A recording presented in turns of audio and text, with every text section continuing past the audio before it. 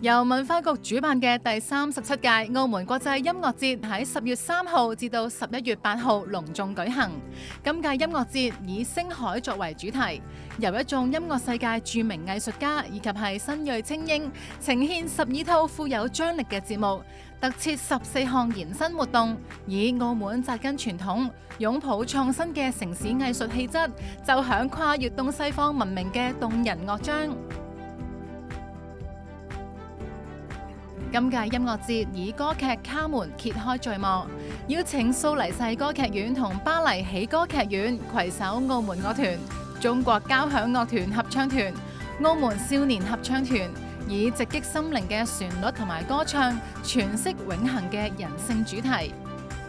為咗紀念抗戰勝利80週年、冼星海誕辰120週年，澳門國際音樂節特別精心策劃2場紀念音樂會，演繹冼星海多部氣勢恢宏嘅傑作。節目包括澳門中樂團嘅《星海光年》，以及由澳門樂團攜手本澳青年鋼琴家張海亮呈獻嘅《黃河》，重溫振奮人心嘅抗戰救亡歌曲，以音樂對民族精神作高度禮讚。音樂節致力為澳門年輕音樂家提供演出平台，今屆繼續帶嚟藝穗青英，6位本地年輕音樂家輪番登場，以妙曼旋律展示傑出嘅才華。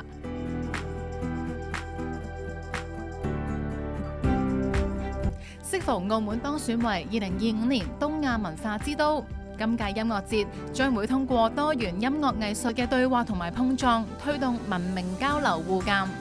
匯集世界著名音樂藝術家同埋新銳青英，呈獻12套富有感染力嘅節目，為樂迷帶嚟連場音樂盛宴。聲音歌唱家湯馬斯漢普森傾情演繹多首經典作品，以精湛嘅藝術造詣理念同埋多元藝術成就著稱嘅小提琴家丹尼爾霍普，將會攜手瑞士格斯塔德音樂節樂團，詮釋熟悉同埋陌生嘅張力，展現過去同當下嘅共振。李希特以極簡主義手法重構韋華第嘅傳世名作，賦予樂曲空靈嘅詩意與別樣嘅後現代意味。伉儷將會攜手莫斯科大劇院芭蕾舞團多位首席舞者，